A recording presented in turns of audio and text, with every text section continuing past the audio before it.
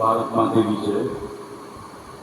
सभी को नमस्कार और साथ में बोलना चाहूँगा जय जवान जय किसान। आज मैं कुछ एक उदाहरण देना चाहूँगा। जैसे बोला जाता है कि 2047 तक हम विकसित राष्ट्र बना देंगे, तो अगर हम मान भी लें कि जो बात ये बोल रहे हैं कि विकसित राष्ट्र बना देंगे, तो क्या जो कदम है वो विकसित राष्ट्र की तरफ हमने देख रहे हैं?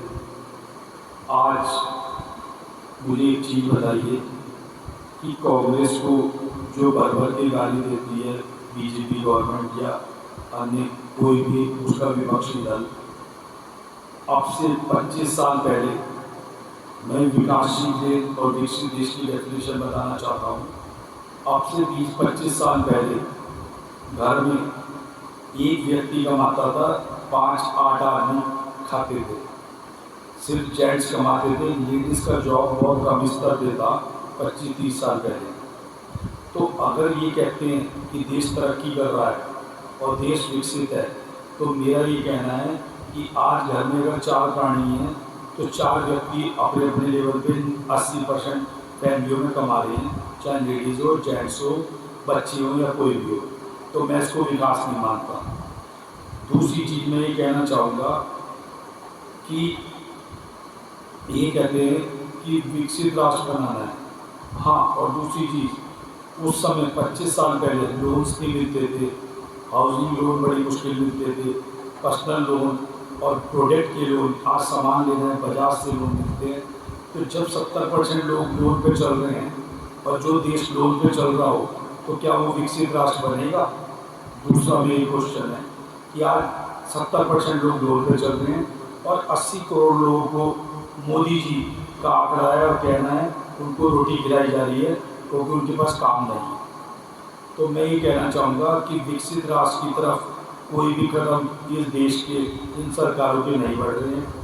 55 लाख करोड़ कर्जा था 70 साल में कांग्रेस की गवर्नमेंट में। मैं पॉलिटिकल बात नहीं कर रहा हूँ।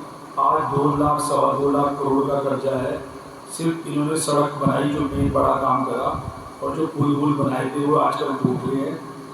तो दूसरी चीज़ मैं ये कहना चाहूँगा कि आज की डेट में एक गरीब आदमी भी इनडायरेक्ट टैक्स दे रहा है जब वो सुबह पेस्ट करता है। और मैं आपको ये बताना चाहता हूँ, जो लंदन की गवर्नमेंट है वो 40% टैक्स लेती है। उसके बाद शिक्षा, स्वास्थ्य और हर जिम्मेवारी, सड़कें उनकी कैसी हैं ये शायद जो लोग गए हों उनको पता होगा।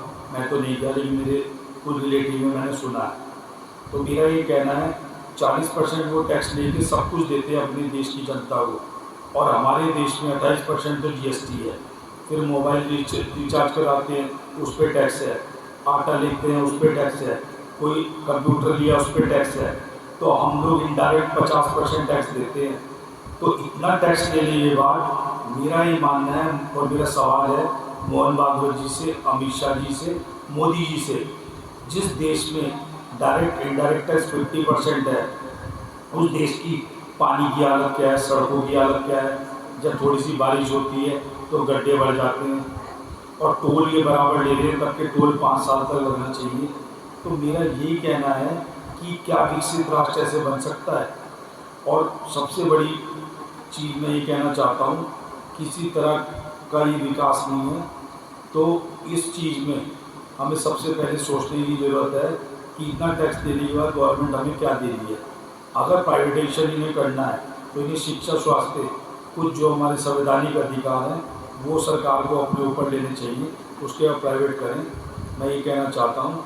आज मेरा ये विषय है। भारत माता की जय।